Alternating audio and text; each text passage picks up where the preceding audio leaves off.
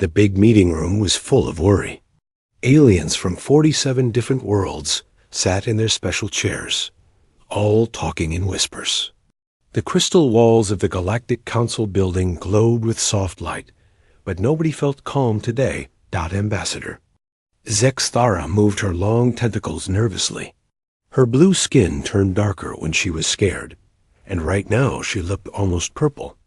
She had been alive for 300 years, but she had never seen the Council so frightened. The humans have been in space for only 3 years, said Chancellor Corvin. His voice was deep and rough, like rocks grinding together. But already, 17 different species have complained about them. All around the room, aliens made sounds of agreement. Some clicked their claws. Others flashed different colors. A few made humming noises. They all meant the same thing. The humans were trouble. General Vorthik stood up on his 6 legs. He looked like a giant bug, but he was one of the smartest military minds in the galaxy. His big eyes moved as he talked. Have you seen what they call their ships? The names alone should scare us. They have ships called Revenge, Punishment, and Destroyer. What kind of people give their ships names like that? Zexthara's tentacles turned even darker. Our mind doctors have studied human books and movies. These humans are strange. They seem to enjoy stories about war. They make games about fighting. They even celebrate old battles like they were good things. This was new for the Galactic Council. They had met thousands of different alien species over many years. Some aliens were mean, some liked to fight. Some were hunters. But humans were different. They seemed to think war was an art form. Dr. Thymel was a scientist who studied how different aliens thought. He made a picture appear in the air, showing what humans looked like. Look at how they evolved, he said. Their eyes face forward like hunters. They have thumbs to make tools. And their brains are big in the parts that plan and think about fighting. But the scary part is not their bodies, said Chancellor Corvin. It's how they think. Our spies tell us that humans have something they call righteous anger. When they think they are right, they can do terrible things. The room got very quiet. Even the aliens, who were usually brave, looked worried. The Zephyrian delegate was shaking. His people never fought anyone. Maybe we should build defenses, he said. Keep them away from our space. General Vorthik's eyes shined. It might be too late for that. The humans have already made friends with 12 different species. They promised to protect them from danger. Protect? Them from what? Asked Zexthara. From us, Corvin said quietly. From anyone who might hurt their new friends. The humans say that if you attack one of their friends, you attack all of them. This was a big problem. Humans had been in space for such a short time, but they were already changing how politics worked. They were making friends by promising to keep them safe. There is something else, Dr. Thymel said. His voice was so quiet that everyone had to lean forward to hear him. We studied their history. In all the records we found, humans have never lost a war. They might lose some battles, but they never give up. They always find a way to win in the end.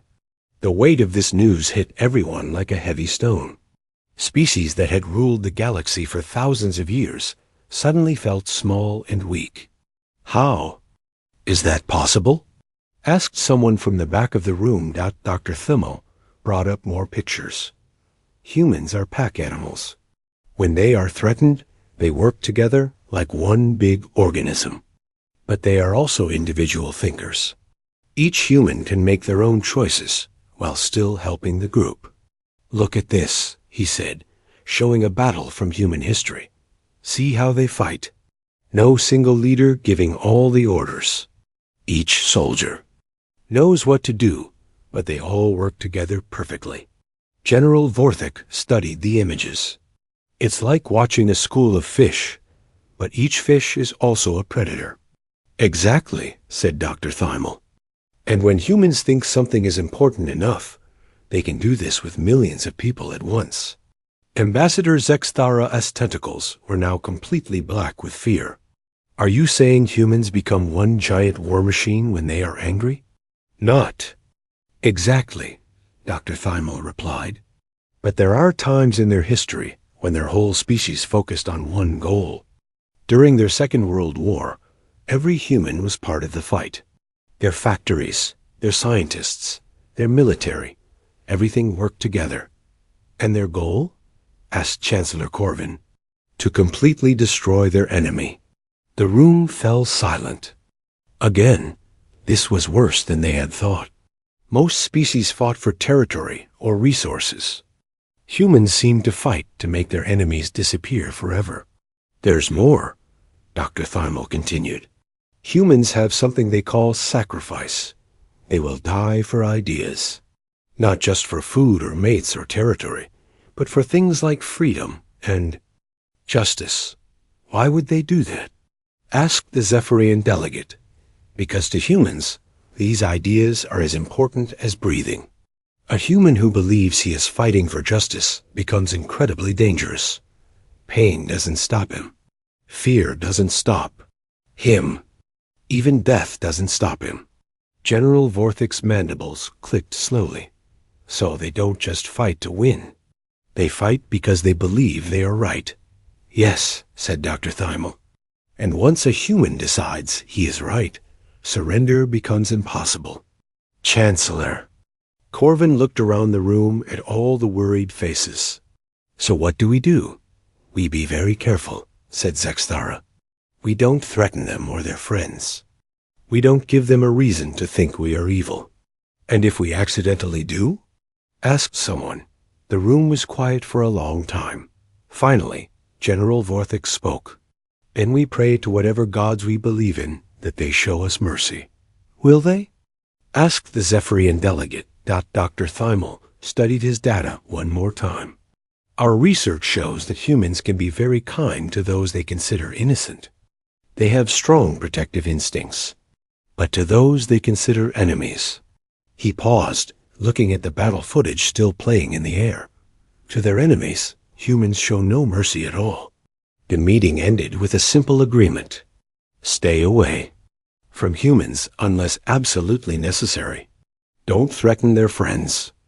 And hope that humanity never decided the Galactic Council was a threat to be eliminated. As the delegates left the crystal building, each one carried the same thought. The galaxy had been peaceful for a long time. But now there was a new species. In space, and they had brought something that had been forgotten. They had brought war as a form of love. Captain Jake Morrison stood on the bridge of his ship, the UES Defiant. He was calm, but everyone around him could feel the tension. The crew worked quietly at their stations, checking weapons and shields. They all knew this day might come. Captain, we're getting a message from the enemy fleet, said Lieutenant Lisa Park. She was young but good at her job. They want to search our ships.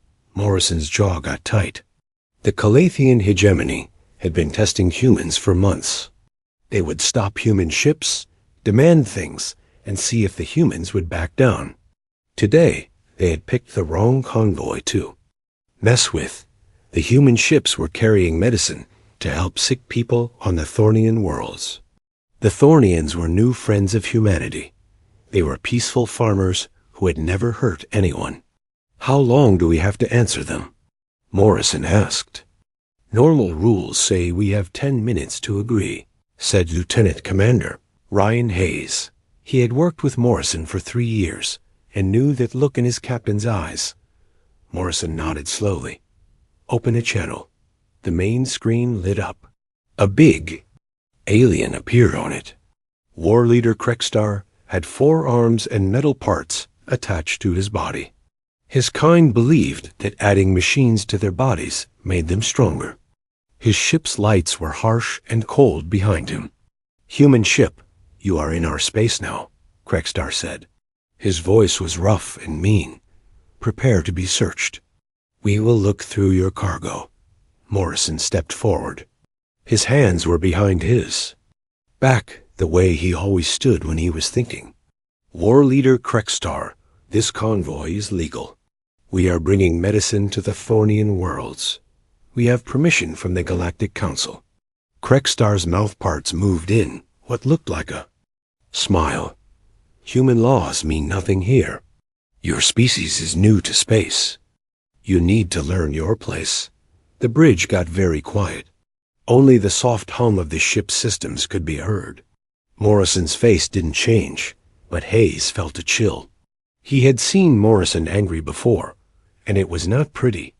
War Leader, Morrison, said, his voice getting colder, I'm going to teach you something about humans that you apparently don't know. We don't like being threatened. You are in no position to... We've been watching your ships for 6 hours, Morrison said, cutting him off. Your formation looks scary, but it's not smart for fighting. Your main ship is running too hot. That means you're either trying to look tough, or you don't know how to manage your power. Krekstar's extra arms started moving. Morrison's intelligence officer had told him this meant the alien was getting angry. Also, Morrison continued, still sounding like he was having a normal conversation, our long-range sensors show 17 more human ships near here. They're hiding, but I'm sure you'll spot them soon. The war leader's 4 eyes got narrow. Impossible. We don't see any other ships. Morrison smiled, but it wasn't a friendly smile. It was the kind of smile a wolf might give a rabbit. Human. Hiding technology is very good. We had to learn it on our home world. We were both hunters and prey. We learned to hunt quietly and kill without warning. Are you threatening us, human? Not at all, Morrison said. I'm teaching you. You see. War Leader, your species grew up as the top predator on your world. You understand power through strength. Humans are different. We learned to survive by working together, adapting to danger, and when we had to, using overwhelming violence very precisely. The tactical display on Morrison's bridge started showing. New contacts. 17 human ships appeared as if they had materialized from nothing. Their weapons were already aimed at the Calathian fleet. Morrison turned to his tactical officer, while keeping the channel open. Lieutenant Commander Hayes, what's our battle assessment? Hayes checked his screens calmly. Sir, we have weapons locked on all enemy ships. Time to disable their entire fleet, while keeping most of them alive, is 4 minutes, 37 seconds. And if we don't worry about keeping them alive, 1 minute, 12 seconds, sir. Morrison turned back to the screen. War Leader Krekstar's metal parts were flashing different colors rapidly. The human database said this meant extreme fear in his species. The choice is yours, War Leader, Morrison said. You can let this convoy take medicine to sick people. Or you can find out why 17 different species have asked the Galactic Council to make special rules for fighting humans. 30 seconds passed. Nobody moved. Nobody spoke. Finally, Krekstar's image disappeared from the screen. A few moments later, the Calathian ships began moving away. Captain, Lieutenant Park said, we're getting messages from the enemy fleet. They're saying they have equipment problems and asking permission to leave. Morrison nodded. Grant their request, Lieutenant. And Park, send a message to our headquarters. Tell them the Calathians are starting to understand. As the human convoy continued toward the Thornian worlds, Morrison thought about what had just happened. The galaxy was slowly learning that humans weren't looking for fights. But when someone pushed them, it would push back much harder than expected. Later that day, Morrison was in his ready room writing his report when Hayes knocked on his door. Come in, Ryan. Hayes sat down across from his captain. Sir, can I ask you something? Of course.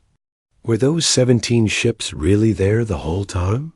Morrison looked up from his report and smiled. What do you think? Hayes thought about it. I think it doesn't matter. The Calathians believed they were there, and that's what counted. Very good. You're learning to think like a human. Sir? Ryan, the most important thing about being human isn't how tough we are or how good our weapons are. It's how we think. We don't just react to threats. We think ahead. We plan. We make sure that when someone threatens us, they regret it. Hayes nodded. So the whole thing was a setup? The whole thing was a lesson, Morrison corrected. The Calathians needed to learn that humans don't bluff. When we say we'll do something, we mean it.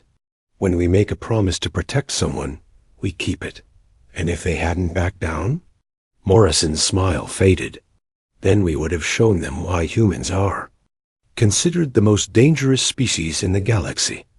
Not because we like fighting, but because we're very, very good at it when we have to be. News of the incident spread quickly through the galaxy. The Calathian hegemony quietly changed their policies about stopping human ships. Other species that had been thinking about testing human resolve decided to find other ways to spend their time. But the most important result was something else entirely. The Thornian worlds received their medicine on time.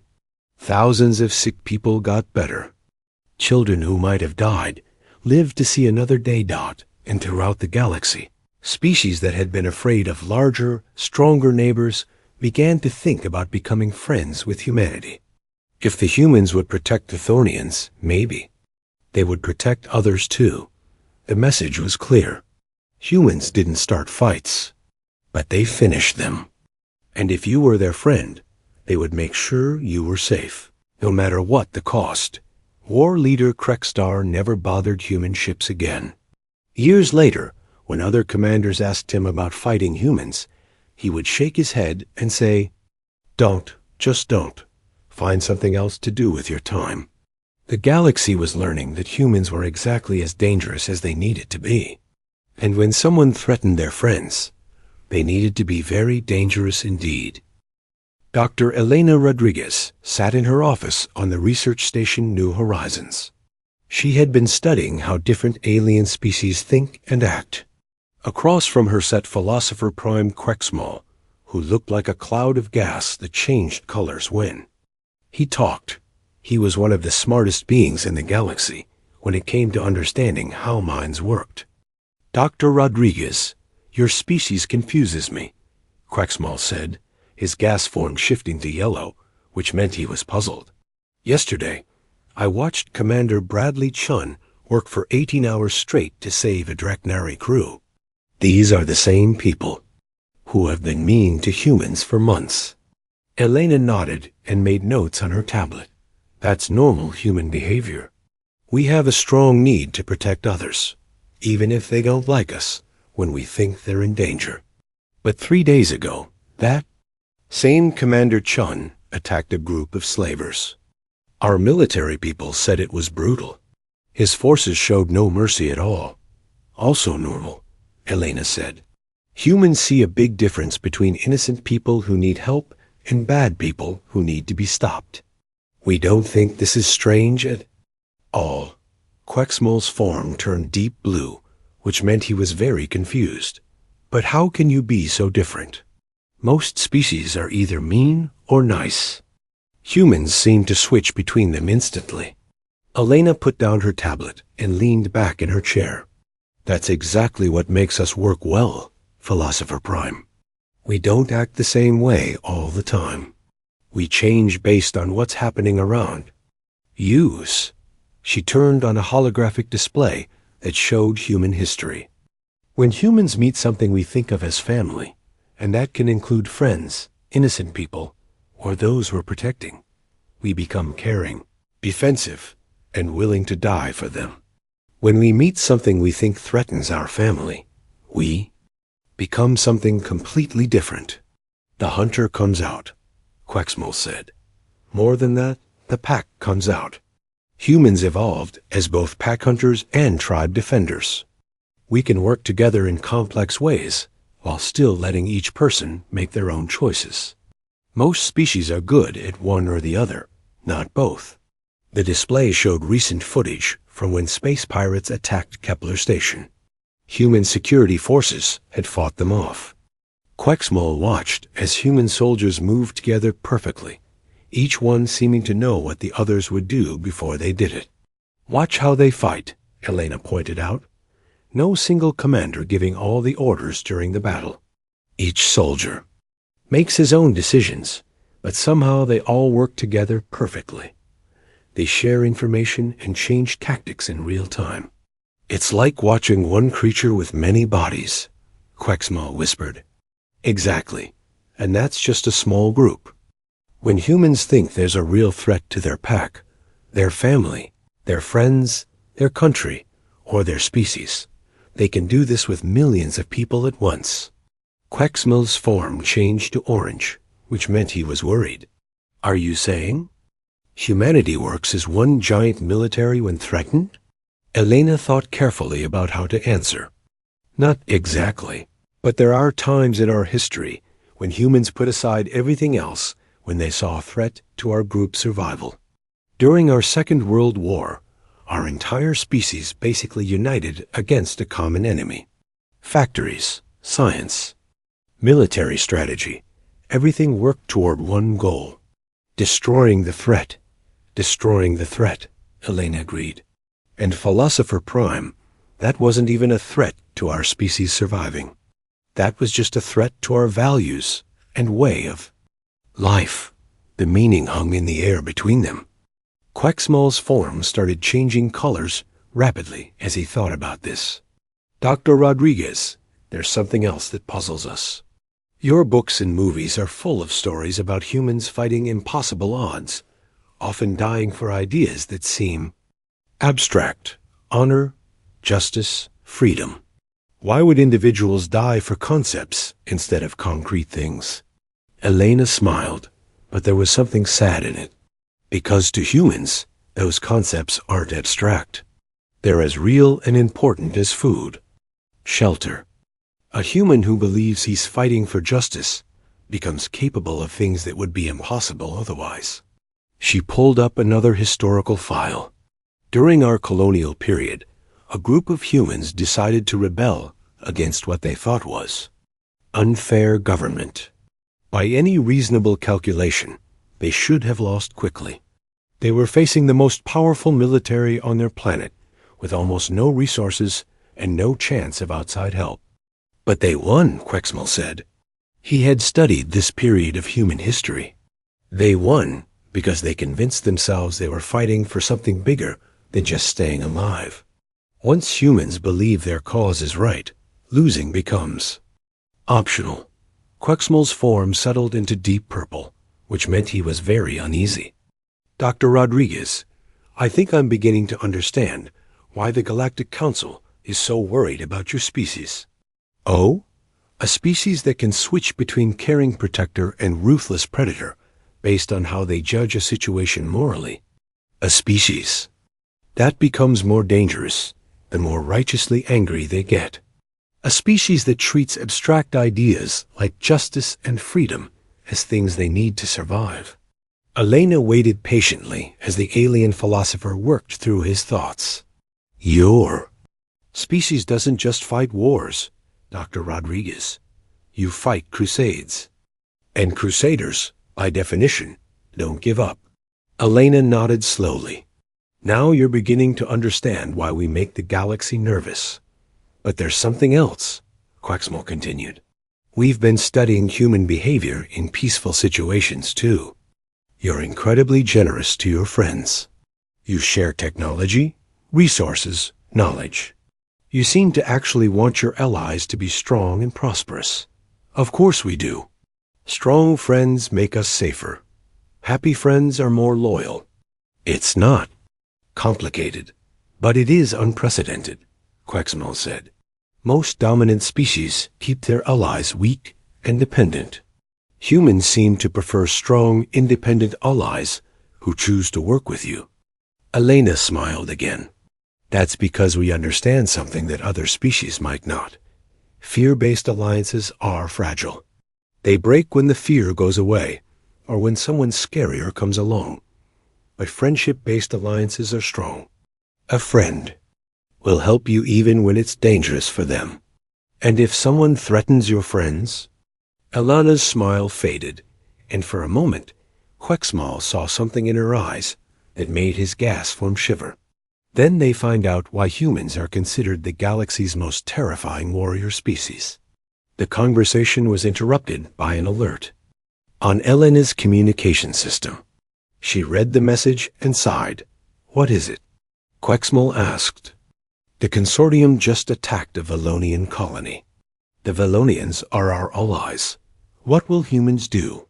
Elena was already packing her research materials.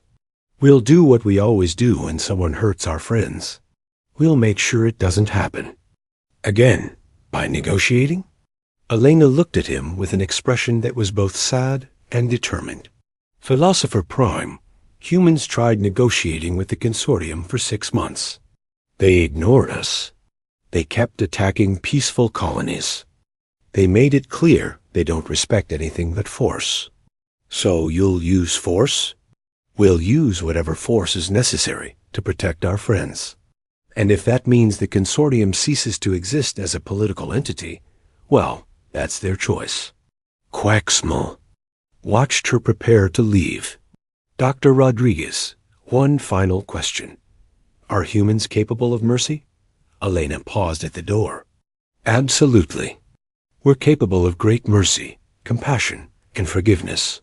But only after the threat is eliminated. You can't show mercy to something that's actively trying to kill your children. And if they surrender, then they'll find out that humans can be just as generous in victory as we are terrible in war. But they have to actually surrender, not just pretend to while planning their next attack." As Elena left to join the military response to the consortium attack, Quexmal processed everything he had learned. Humans were indeed a paradox, capable of incredible kindness and unimaginable violence, sometimes within the same individual, sometimes within the same day. But there was a pattern to it. Humans were kind to those they considered innocent or friendly. They were protective of those they considered family. And they were absolutely ruthless to those they considered threats to their family. The galaxy was learning that humans had expanded their definition of family to include every species that had chosen to be their friend, and anything that threatened. That expanded family would face the full fury of humanity's righteous anger. It was, Quexmal realized, a very human way to organize the galaxy, through love, protection, and the promise of absolute violence against anyone who threatened those they loved. The war started on a Tuesday morning when the machines came from the dark. Space Between Stars. Admiral Kate Sullivan stood in the command center of the UES Sovereign, humanity's biggest and most powerful warship. She was looking at screens that showed the horrible situation happening across 3 star systems. The machines called themselves the Devourers, and they had one simple goal: eat everything alive. "Admiral, we're getting emergency calls from the Valonian Empire, the Draknari, Confederation, and the Altarian Republic," said Commander Alex Turner, who handled communications. "They're asking for help under our protection treaties." Sullivan nodded grimly. In just 2 days, the machine fleet had eaten 2 entire worlds. Every person, every animal, every plant, all turned into raw material for building more machines. Now they were heading toward the Kepler system, where billions of innocent people lived. 6 different alien species had sent their fleets to fight the machines. All of them had been destroyed. Their ships were torn apart for metal and circuits. Their crews were processed for biological materials. "What ships do we have available?" Sullivan asked. "All available vessels are heading to Kepler system, Admiral. First wave arrives in 6 hours, full fleet in 12 hours. Total strength, 347 ships of all types."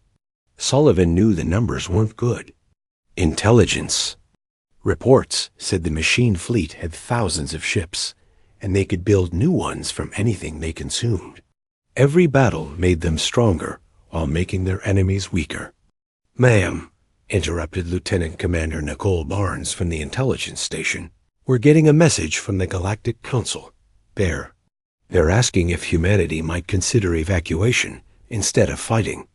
Sullivan turned to face her intelligence officer. They're asking us to run away? Yes, ma'am. Chancellor Corvin sent a personal message.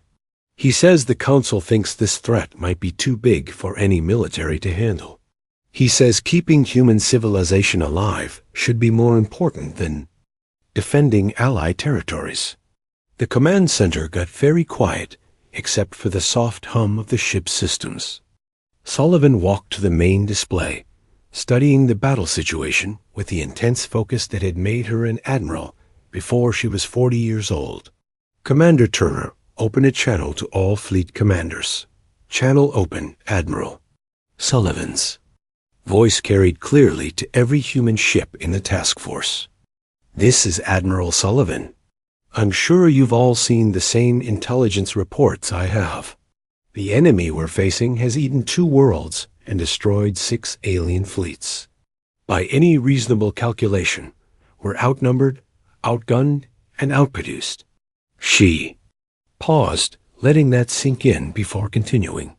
The Galactic Council has suggested we withdraw and focus on keeping human civilization safe. I want every commander to understand that this is a smart tactical recommendation. No one would question the wisdom of strategic withdrawal in these circumstances. Another pause. Around the command center, officers waited tensely for their admiral's decision. However, Sullivan continued, I've been looking at our intelligence data, and I've noticed something interesting. The machines aren't just eating random worlds. They're specifically targeting populated systems with lots of infrastructure. They're not just eating resources. They're eating civilizations. Commander Turner looked up from his station. Admiral, we're getting responses from the fleet. All captains report ready for battle. Sullivan smiled, and those who knew her recognized the expression. It was the same smile Captain Morrison had worn when teaching the Calathians about human nature. You see, Council, she said, knowing her words were being monitored by Galactic Intelligence Services. There's something about humans that I don't think you understand yet. We're not just another species with ships and weapons. We're the species that looked at a universe full of things trying to kill us and decided that everything dangerous needed to be extinct. The fleet display showed human ships moving into formation with perfect coordination. But unlike other species' military formations, the human deployments seemed designed for maximum violence rather than maximum protection. Commander Barnes, I want you to send something to the machine fleet. Send them our complete cultural database, music, literature, art, everything. Admiral? Barnes looked confused.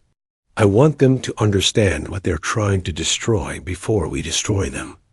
I want them to see what human civilization looks like when it's creating instead of killing.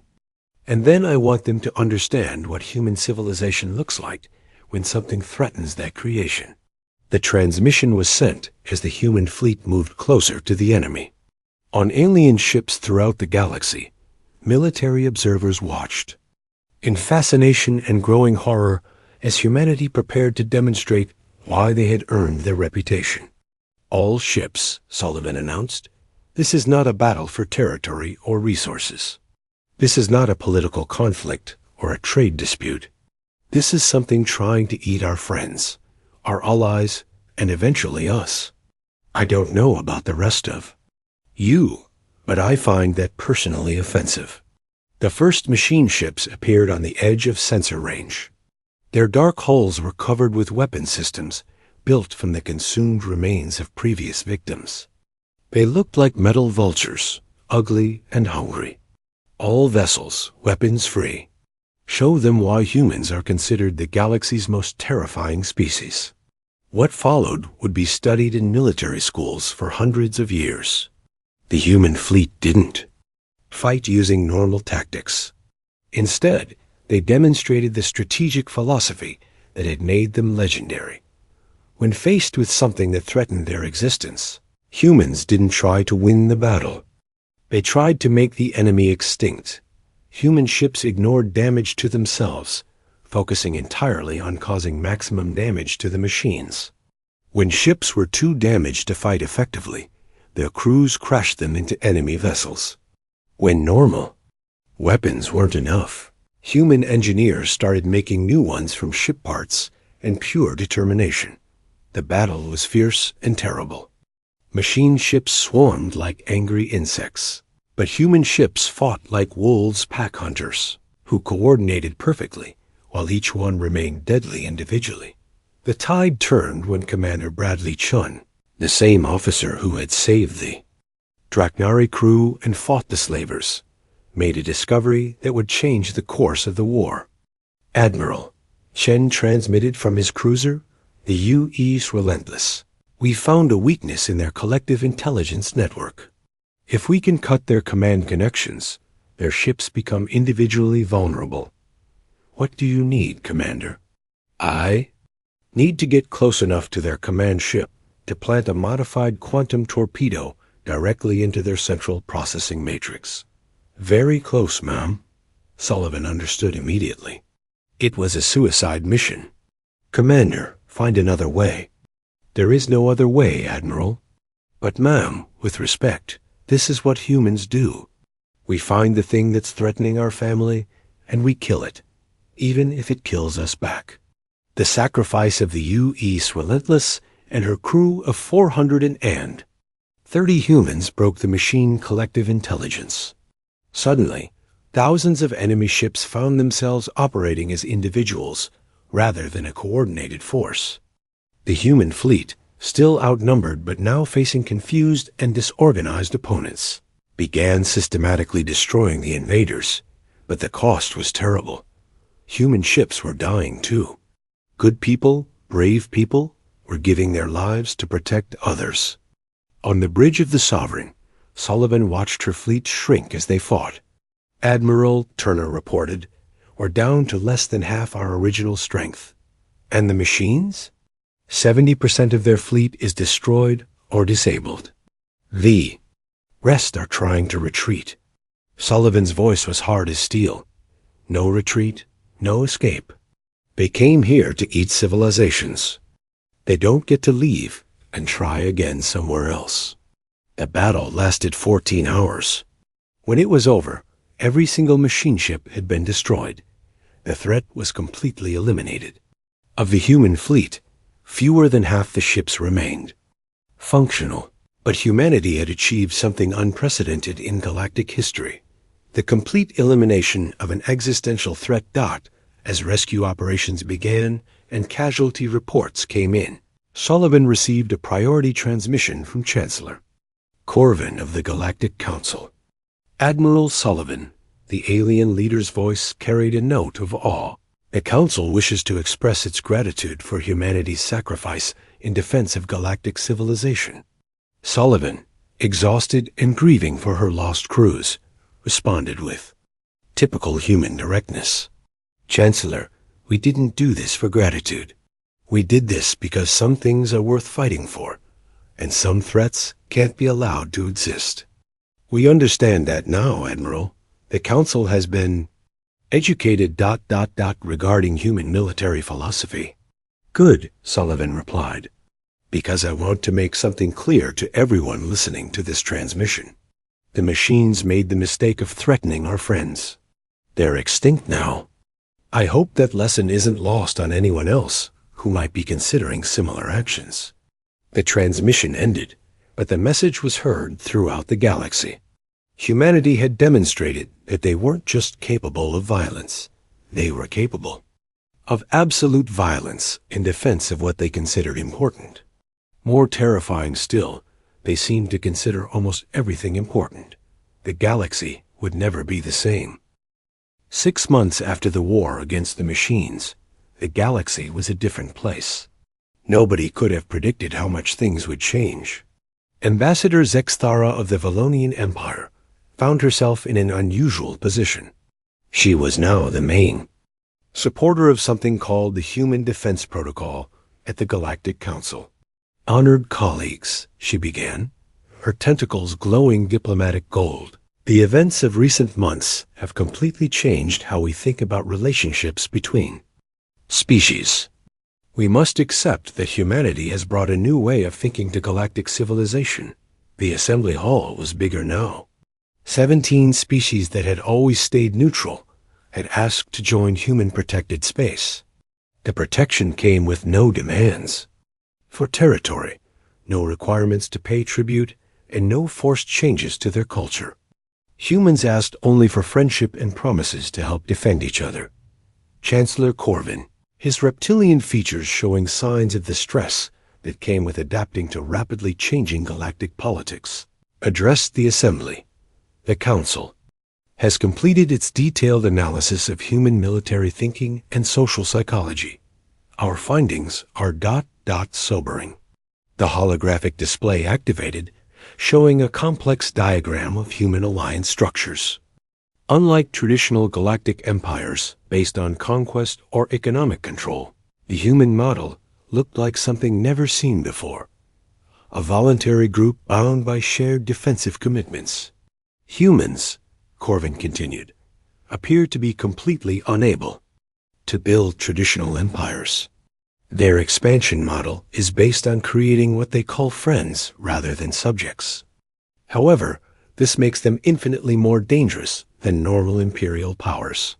Dr. Thermal, the Altarian scientist, provided additional information. Our studies show that humans form emotional attachments to their allies that activate the same psychological responses as family relationships.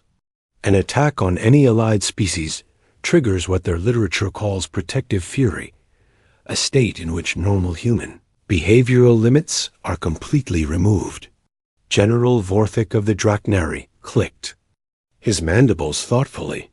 This explains their response to the machine war. By threatening multiple allied species at once, the machines accidentally triggered a collective human response that treated them as an existential threat to their extended family group. With predictable results, added Ambassador Zexthara.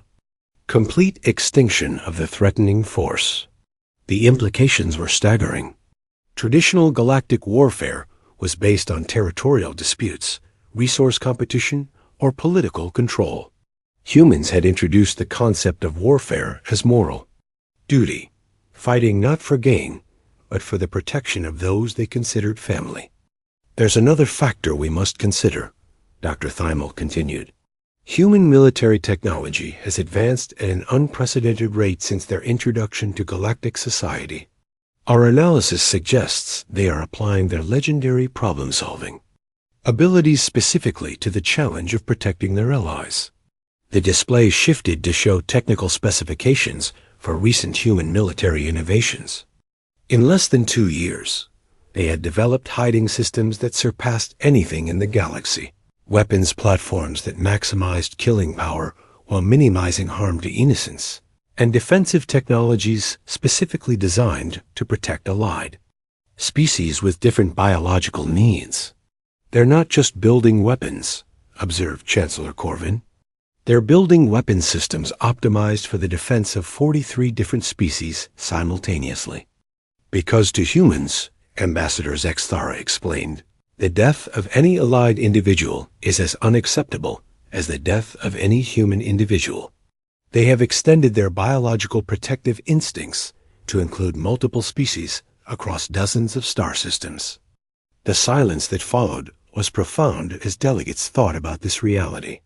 Humanity had accidentally created something that had never existed in galactic history, a genuinely protective interspecies alliance where the dominant partner was more committed to the safety of others than to their own expansion. Philosopher Prime Quaxmal, attending virtually from his research station, added his perspective. The long-term implications may be even more significant than the immediate military considerations. Humans are teaching other species to think in terms of voluntary cooperation rather than imposed hierarchy. This represents a fundamental shift in galactic civilization. Moreover, Dr. Thymel noted, species that have allied with humans report significant improvements in technology, infrastructure, and quality of life. Humans appear to genuinely benefit from the prosperity of their allies rather than feeling threatened by it. General Vorthic's compound eyes glittered with something approaching admiration. They have weaponized friendship itself. Indeed, Chancellor. Corvin agreed, which brings us to the Council's recommendation. Given humanity's demonstrated commitment to the protection of allied species and their unparalleled military effectiveness, the Council proposes the establishment of the Human Defense Protocol. The protocol was elegant in its simplicity. Any species that felt threatened by aggressive neighbors could request inclusion in humanity's protective network. In exchange for friendship and mutual defense agreements, they would receive the security that came with human protection, security that, as recent events had demonstrated, was absolute. Are we essentially giving galactic security to humanity? Asked the Zephyrian representative. We're acknowledging reality, Ambassador Zexthara replied. Humanity has already taken responsibility for galactic security. They've simply done it in a way that benefits everyone involved rather than just themselves. The discussion continued for hours, but the outcome was never really in doubt.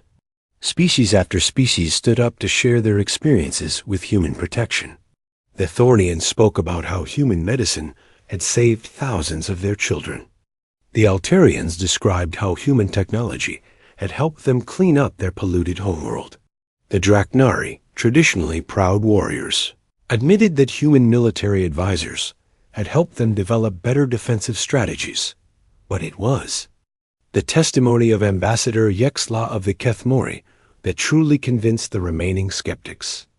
Her people had been enslaved by the Syndicate for generations until human forces had liberated them 6 months ago. Before the humans came, she said, her voice barely above a whisper, my people had forgotten what freedom felt like. We were property, nothing more. The humans could have ignored us. We had nothing to offer them.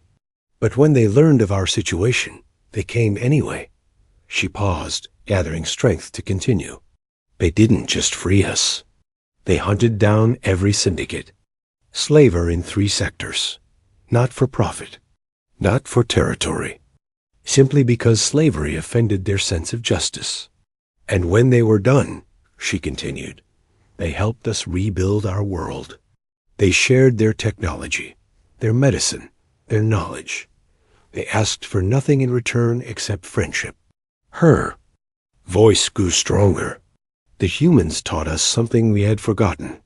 They taught us that some beings in this galaxy will fight for others simply because it's the right thing to do. The vote was unanimous.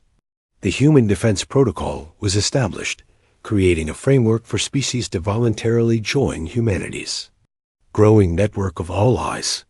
Within days of the announcement, 23 additional species had submitted formal requests for inclusion. As the session concluded, Chancellor Corvin reflected on how completely the galactic order had transformed. 2 years ago, the Council had been worried about containing human expansion. Now they were formalizing humanity's role as the galaxy's voluntary protector. Ambassador Zexthara, he said as delegates began to disperse, do you believe humans understand what they've accomplished? Her tentacles shifted to thoughtful blue. I believe they understand perfectly, Chancellor. They've built exactly what they intended to build, a galaxy where their friends are safe. And their enemies? Their enemies are extinct, Chancellor. That was always the human plan. As news of the Human Defense Protocol spread throughout the galaxy, various species began to understand why humanity was considered the most terrifying warrior species ever encountered. It wasn't because they were the strongest or the most advanced. It was because they had transformed the fundamental nature of galactic conflict from conquest to protection, and they had made it clear that anything threatening their extended family would face the same fate as the machines. The galaxy was learning to live with the most terrifying realization of all. Humans were exactly as dangerous as they needed to be to protect the things they cared about. And humans, it seemed, cared about everything. 1 year later, Admiral Kate Sullivan stood in her garden on New Terra, watching her daughter play with children from 6 different species. The Human Defense Protocol had grown to include 62 species, and mixed colonies were becoming common throughout human-protected space. Her secure communicator chimed with an incoming message from Fleet Command. She read it quickly, smiled, and deleted it. Another potential threat had reconsidered their aggressive expansion after learning about human protective policies. The mere reputation of human response was now sufficient to prevent most conflicts. As she watched her daughter teach a young Draknari child how to throw a ball, Sullivan reflected on humanity's place in the galaxy. They had indeed become the most feared warrior species, but not through conquest or aggression. They had achieved it by making it clear that